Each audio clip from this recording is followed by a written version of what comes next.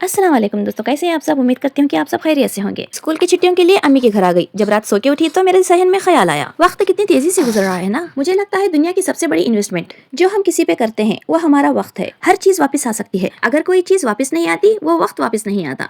मैं कोशिश करती हूँ कि उन लोगों की कद्र करूँ जिन्होंने उनका वक्त हमें दिया है। कभी कभी सोचती हूँ जो प्यार मेरे अम्मी अब्बू से है, क्या मेरे बच्चों को भी वैसा प्यार मुझसे होगा। अब्बू अम्मी घंटों हमारे पास बैठ के बातें करते थे, कहते थे सहना सीख जाओ, जिंदगी आसान हो जाती है। बस मेरी बहस इस वजह से होती थी, दो बातों का जवाब चार बातों से ना दूं तब तक सुकून नहीं आता था। वक्त कैसे बदलता है ना। जब अम्मी अब्बू हमें समझाते थे हम समझते नहीं थे, अब वही बातें हम अपने बच्चों को समझाते हैं। अब वक्त कम था, घर के काम बहुत थे। मेरे साथ मेरे बहनों को भी छुट्टी थी, पर मैं जल्दी आ जाती हूँ घर पे। घर तो बहुत बड़ा है, लेकिन घर में रहने वाले अम्मी अब्बा दो ही जन हैं। अम्मी तो घर की सफाई कर लेते हैं, पर इतनी सी सफाई नहीं हो पाती है। जब भी छुट्टियां मिलती है मैं 4 दिन पहले आ जाती हूँ, क्योंकि कुछ सफाई कर लूँ।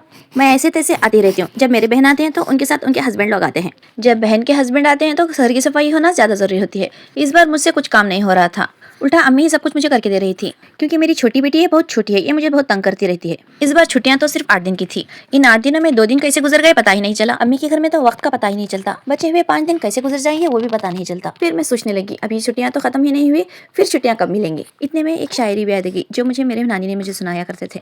फूल कभी दोबारा नहीं खिलते, जन्म कभी दोबारा नहीं मिलते, मिलने को तो हजारों लोग मिल जाते हैं, पर हजारों गलतियां माफ करने वाले माँ बाप नहीं मिलते। जब हम छोटे थे तो नानी, हमारे अम्मी अब्बू सब हमें ये कहानियां सुनाते थे, ये शायरियां सुनाते थे।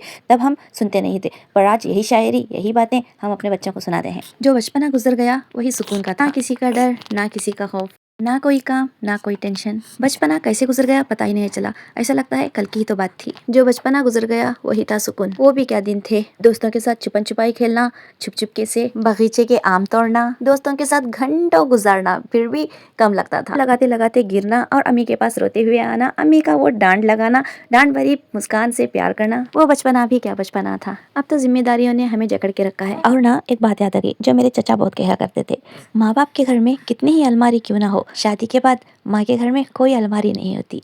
जो भी होता है अपने बैग में ही रह जाते हैं अपने कपड़े। कहते हैं सुकून और जिद तब तक होते हैं जब तक बेटियां अपने माँ बाप के घर में रहते हैं। और ये कहावत मुझ पे थोड़ी भी नहीं जचती, क्योंकि मेरे सास ससुर मेरे शोहर सब अल्हम्दुलिल्लाह बहुत अच्छे हैं, माँ बाप से भी ज़्यादा देख लेते हैं। ना कागज़ ना कलम ना किताब से सीखा है, मैंने ज़िंदगी जीना अपने माँ बाप से सीखा है।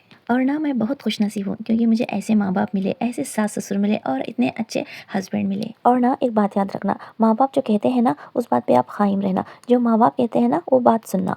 जब माँ बाप हमें सुनाते हैं ना तब हमें अच्छा नहीं लगता, जब हम खुद माँ बाप बनते हैं ना तब पता चलता है वो क्यों कहते थे, किस लिए कहते थे, हमारे अच्छाई के लिए कहते थे करके। जो माँ बाप के ऊपर बीतती है ना वही बच्चों को सुनाते हैं। आज पता चल रहा है मुझे भी, जब हम खुद भी एक माँ बाप बने हैं। और ना जो सुकून अम्मी अब्बू के घर में मिलता है ना वो दुनिया के किसी कोने में नहीं मिलता। ये बात सच है ना।